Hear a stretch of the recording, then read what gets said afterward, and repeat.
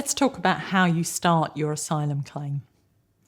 You may claim asylum when you first arrive in the United Kingdom, at the airport or at the port of arrival. But most people don't, and if you're watching this video, you probably are already in the United Kingdom.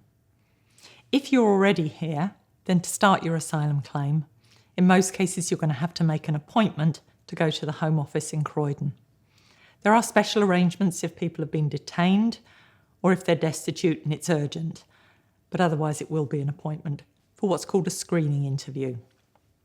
Now, screening just means that they work out who you are, where you're from, how you got here, and they'll take your fingerprints. They'll take any ID documents that you've got to prove your identity and take a photograph of you.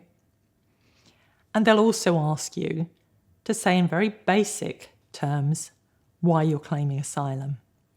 So that is the first point at which you'll have to say to the Home Office that you're claiming on the basis of your sexual orientation or your gender identity. Now, we know from lots of people that they find that really worrying. Talking to an official about your sexual orientation or gender identity, very often when you've kept it hidden for many years in your own country, is difficult. But if you can, you do need to say it at that earliest opportunity. It is your right to claim asylum on the basis of your sexual orientation or gender identity, if that's a problem for you in your own country. The Home Office have training for their staff on how to deal with those asylum claims, and they have policies about it. You're not the first asylum seeker to claim on the basis of your sexual orientation or your gender identity, and you won't be the only one. Everything that you tell the Home Office in your asylum case must be kept confidential by them. And when they interview you about your case, it must be in private, so you won't be overheard by other asylum seekers talking about your gender identity or your sexual orientation. If you've already had your screening interview and you haven't told them that you want to claim on the basis of your sexual orientation or gender identity, don't panic. You can tell them later. And so long as you explain why you couldn't tell them at that earliest opportunity, they should understand that.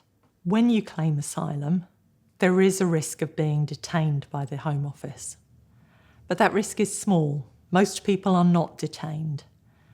But it's best if you're prepared for the possibility, and particularly that you have with you telephone numbers of your lawyer, if you have one, and friends that you'd want to contact so that you're able to deal with that situation. If you are detained, you still get to make your asylum claim. It doesn't mean that you're being removed. It doesn't mean that your asylum claim will be refused.